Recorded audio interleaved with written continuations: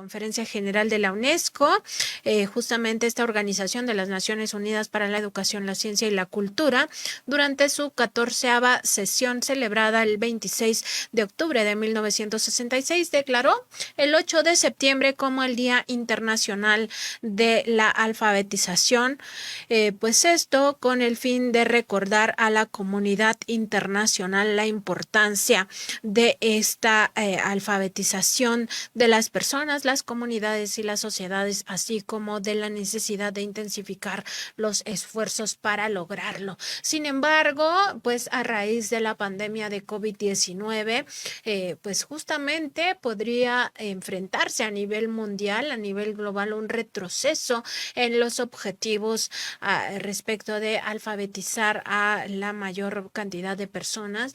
En un mundo ideal, pues todos deberíamos de saber leer y escribir para poder comprender mucho mejor nuestras realidades. La pandemia de COVID-19 lamentablemente pues orilló a los países a tomar estas determinaciones ante la emergencia sanitaria de pues cancelar las clases presenciales, y con ello pues muchas personas que no tenían acceso a la tecnología, en el caso mexicano pues una pues parte importante de nuestro país. Hay que recordar que no hay internet en muchos de los pueblos, de las comunidades más alejadas, más marginadas de esta nación.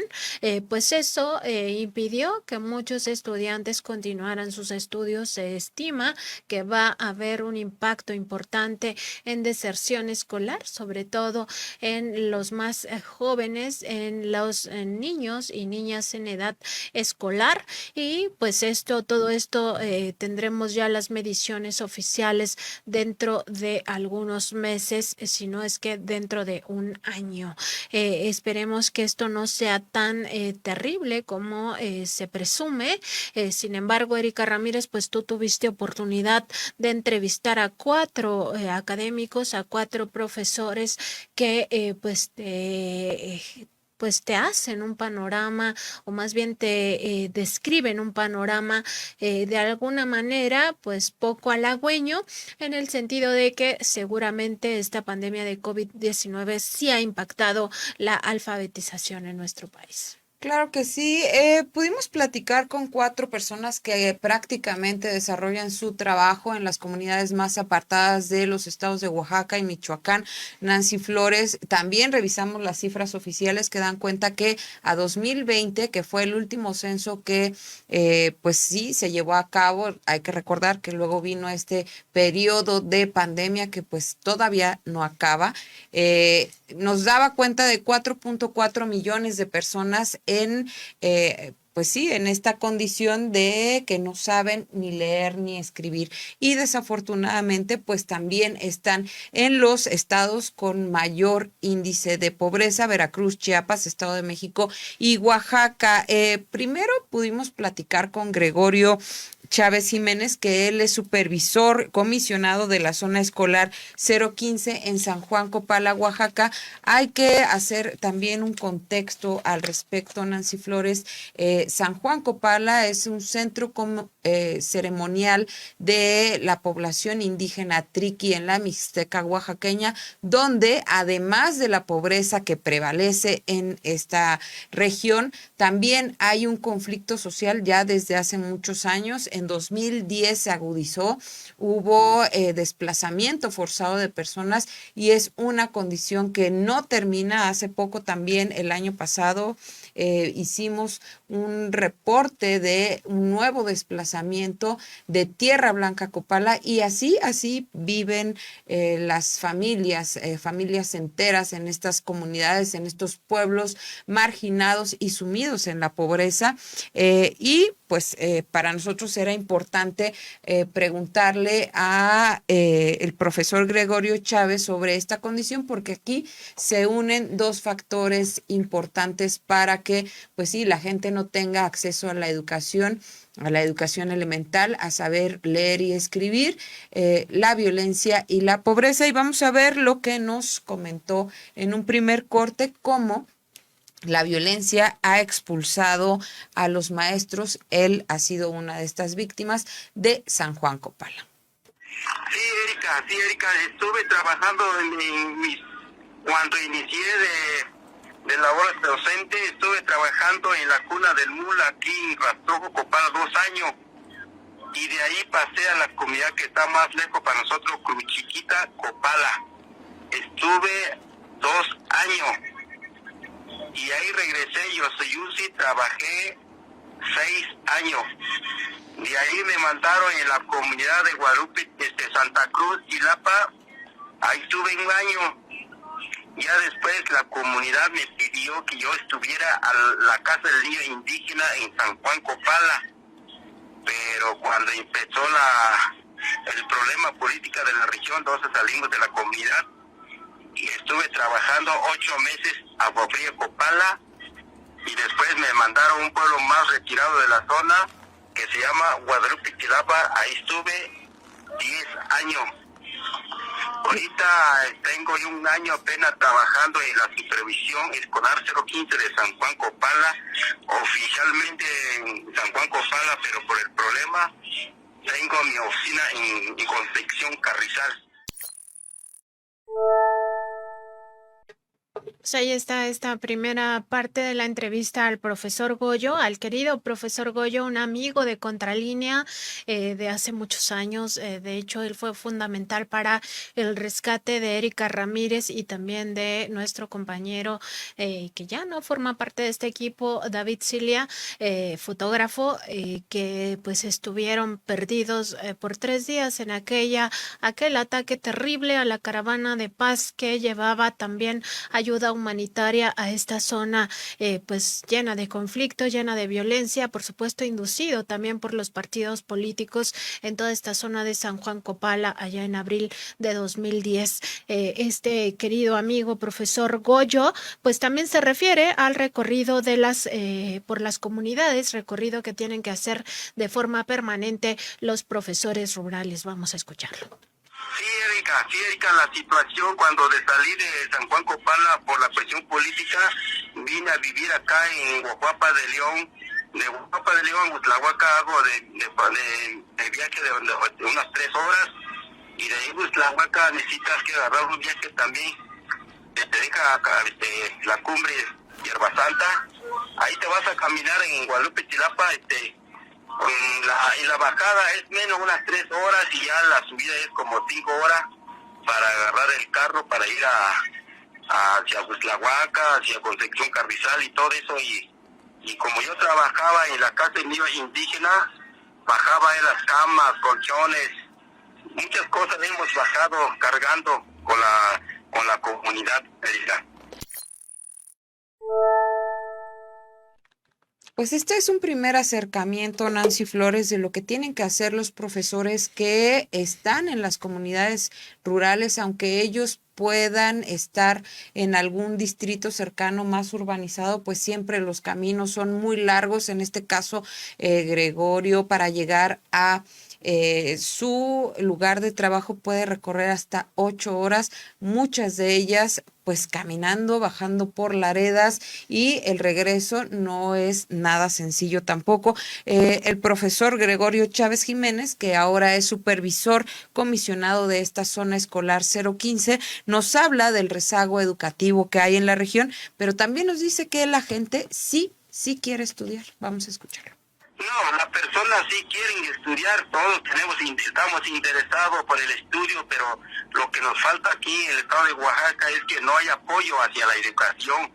Por ejemplo, en la comunidad de Guadalupe y Telapa se camina muchas horas, y nosotros que somos indígenas sí hacemos todo lo que podemos. Por ejemplo, de la enfermedad que llegó a nuestro país ahora, nosotros nunca no dejamos de dar educación a los niños, y siempre hemos dado educación a los niños porque no hay internet, no tienen ellos la computadora, no tienen celular y todo eso, pero nosotros como educación indígena estamos dando servicios durante estos pandemias que estamos viviendo en México.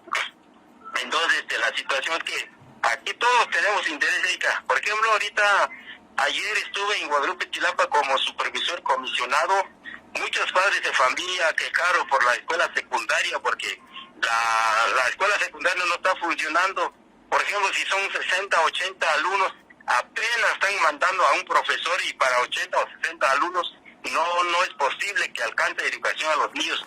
Nosotros estamos un poquito atrasados de económico, de la educación, de la salud, todo estamos atrasados aquí en el estado de Oaxaca.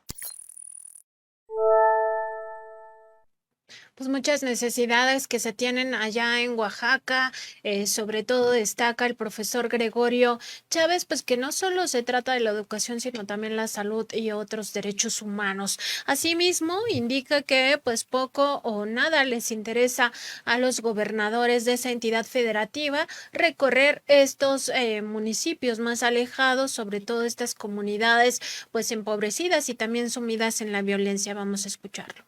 Pasado nunca no ha llegado a visitar a la escuela, menos el presidente municipal, o algo de la educación, algo de la SEP que lleguen a revisar a la escuela, nunca no lo conocemos, sino ellos hablan sobre la educación, pero atrás del escritorio, atrás de la silla. Entonces, una vez me tocó ir caminando a la comunidad que se llama Unión de los Ángeles, ahora esa comunidad está más retirado, entonces fui a supervisar a la escuela, pero la cosa es que no conocemos lo que es un pizarrón, no conocemos lo que es una mesabanca, no conocemos nada de esa comunidad, está más atrasada de la educación. Queremos como pueblo indígena, sí gestionamos, llegamos a Tlahuaca, llegamos hasta Oaxaca, y sí, mañana llega el maestro y que van a llegar esto y esto, son puras promesas, pasa el gobierno tras el gobierno, siempre hemos tenido eso atraso de educación, pero por falta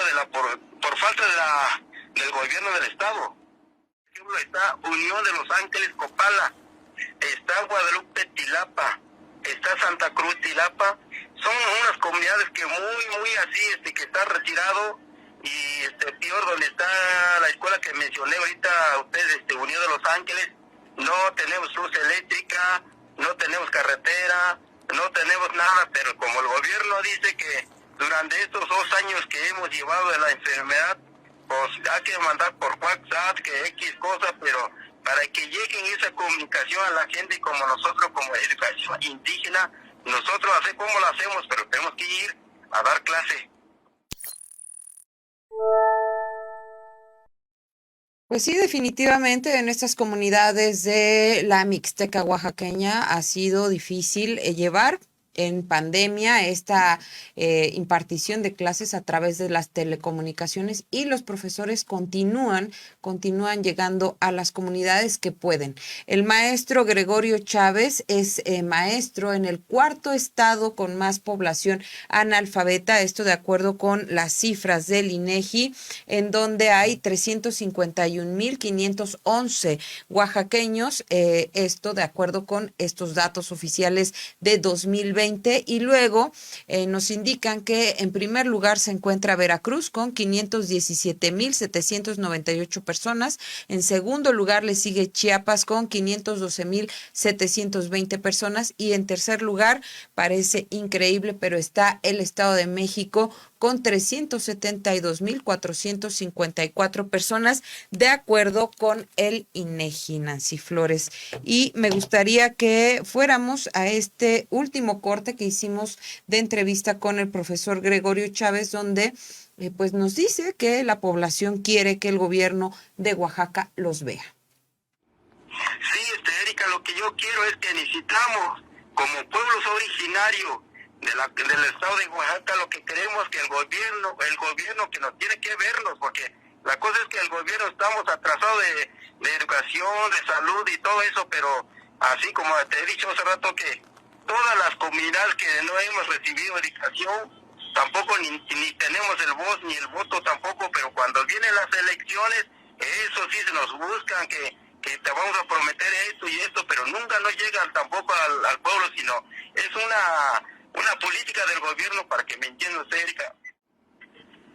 Sí, de que sí, con mucho respeto hemos recibido el mensaje de nuestro presidente de México, pero es la misma situación, es la misma los corruptos que llegan atrás del escritorio otra vez a trabajar y son de los que ya tienen experiencia, ya no llega recursos así completamente, porque como estamos hablando de Morena, y ahora Morena, el PRI está regresando a buscar el puesto porque son intereses políticos.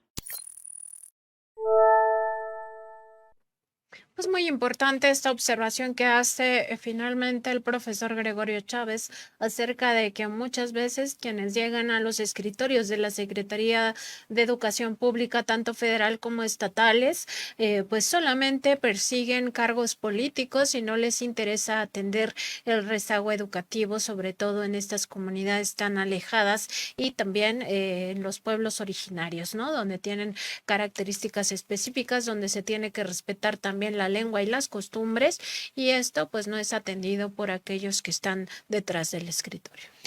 Así es, y hay que decir que en estas cifras del INEGI también se indica que aunque el país hay cada vez más personas con educación básica, es decir, preescolar, primaria y secundaria, y esto llega cada vez a más lugares, muchos jóvenes por diversas razones no asisten a la escuela y por tanto algunos de ellos no saben leer ni escribir. En México, de acuerdo con los datos oficiales, durante los últimos 50 años el porcentaje de personas analfabetas de 15 y más años bajó del 25.8% en 1970 a 4.7% en 2020, el porcentaje más recientemente registrado, lo que equivale a esta población del 4.7% que están en el analfabetismo, equivale a 4.456.431 personas que no saben leer ni escribir, y esto, Nancy Flores, en el contexto del Día Internacional de la Alfabetización, que fue declarado en 1967 justamente para abatir este rezago en la educación en todo el mundo. Así es, y bueno, como parte de este trabajo también entrevistaste al profesor Lep Mujahid Velázquez Barriga, él es coordinador de la gestión educativa de la Coordinadora Nacional de Trabajadores de la Educación en Michoacán.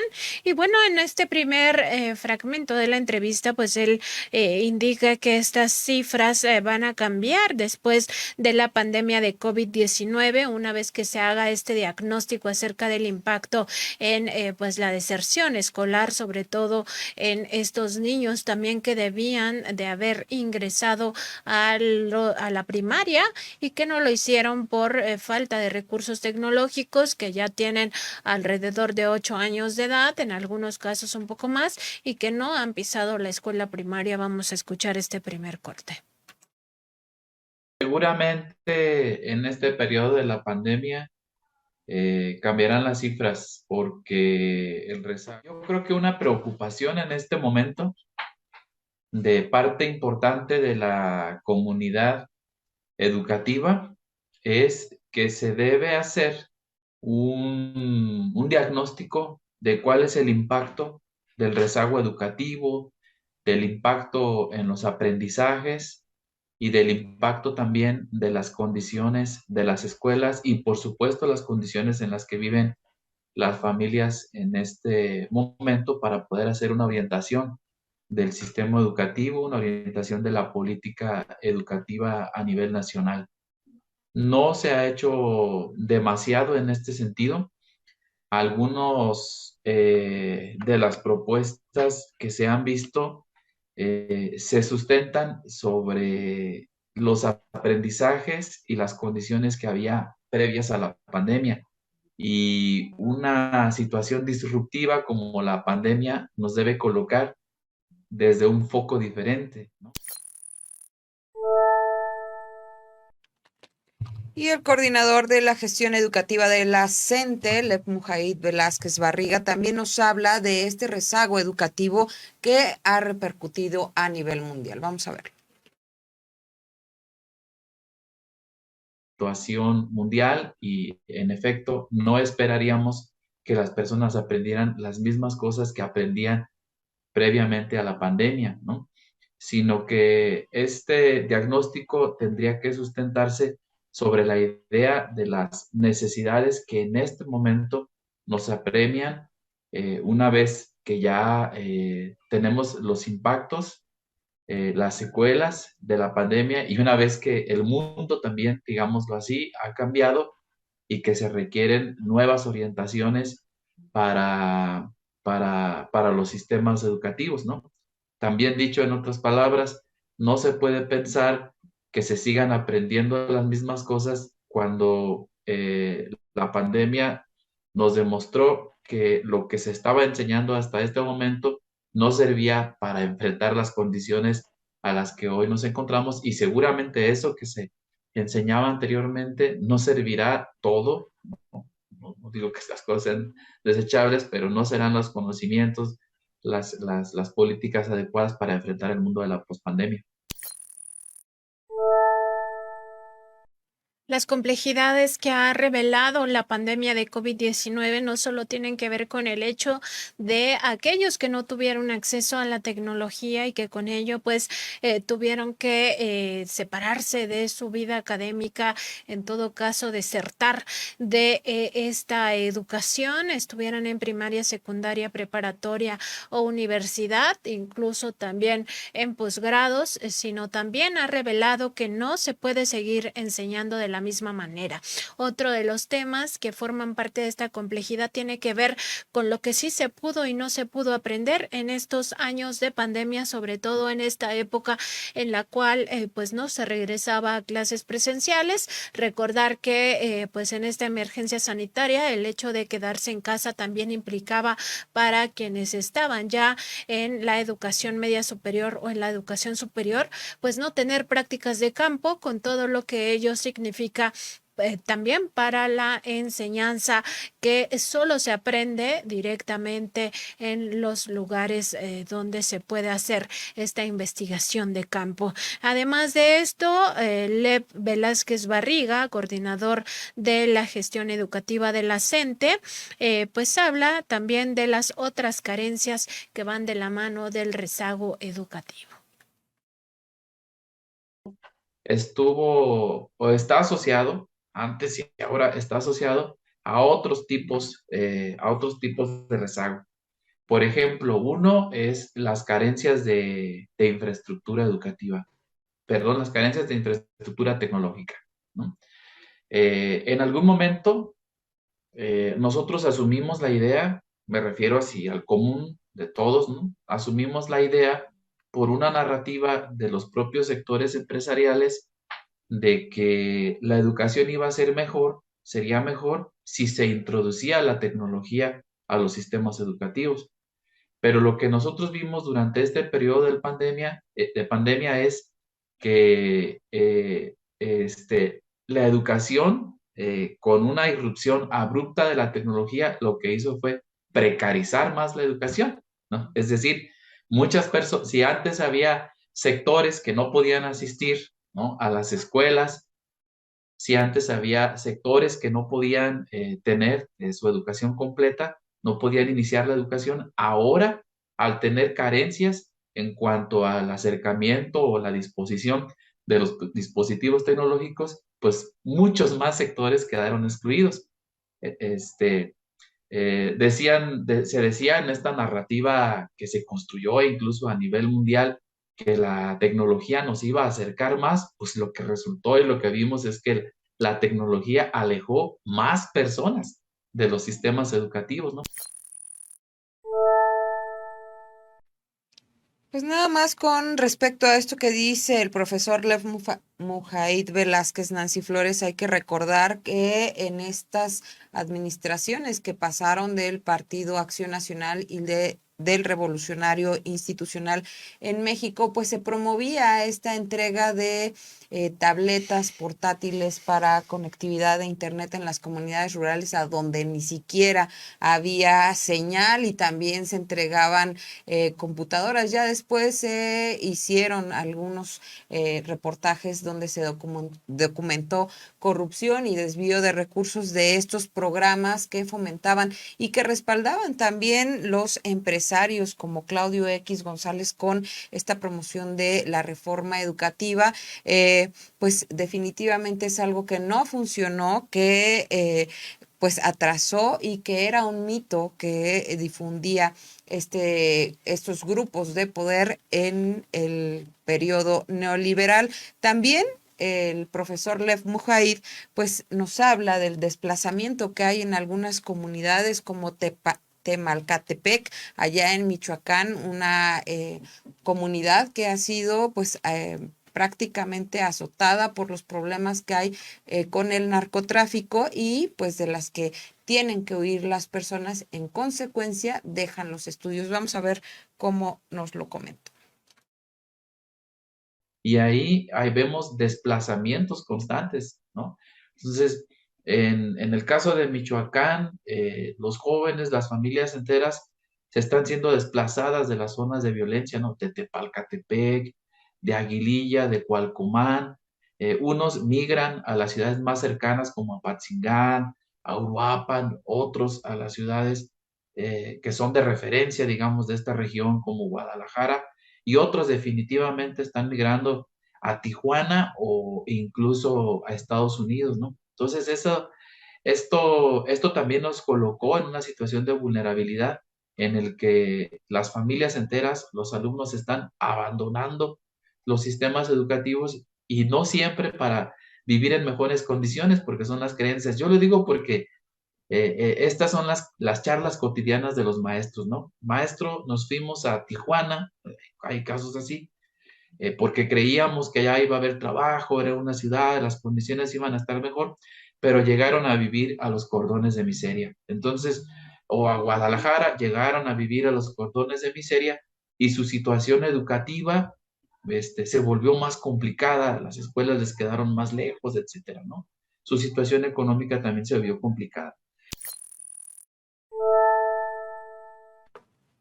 Pues sí, en ocasiones la violencia también forma parte de las realidades de estas comunidades de por sí sumidas en situaciones muy terribles de pobreza, de marginación, y a esto se le suma el desplazamiento, pues todavía aún más difícil que sobre todo la juventud, los niños, las niñas accedan a estas escuelas. Asimismo, se refiere Lep Velázquez Barriga, coordinador de la gestión educativa de la CENTE, a el tema de la pobreza y el impacto que tiene también en el aspecto de educación.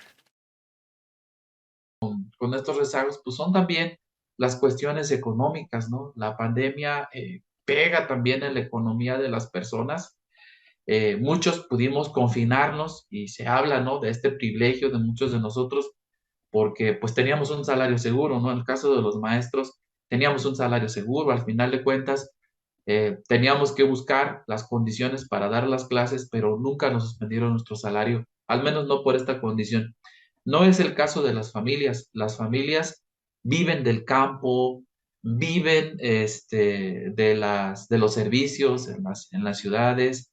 Me estoy refiriendo a las familias más vulnerables o viven del comercio informal incluso. ¿Y qué es lo que sucedió? Que ahora muchos de los niños, muchos de los jóvenes que deberían estar en las escuelas cumplen tareas de trabajo que no corresponden con sus derechos. No es un derecho en este momento que tengan que trabajar, ese es un derecho de los adultos, el trabajo. Un derecho fundamental de ellos es justamente el derecho al estudio, el derecho a ir a la escuela, a tener una buena escuela. Entonces, estas cosas también se van a ir acumulando para que se van a ir generando estadísticas, digamos, mucho más agudas que lo que se está presentando.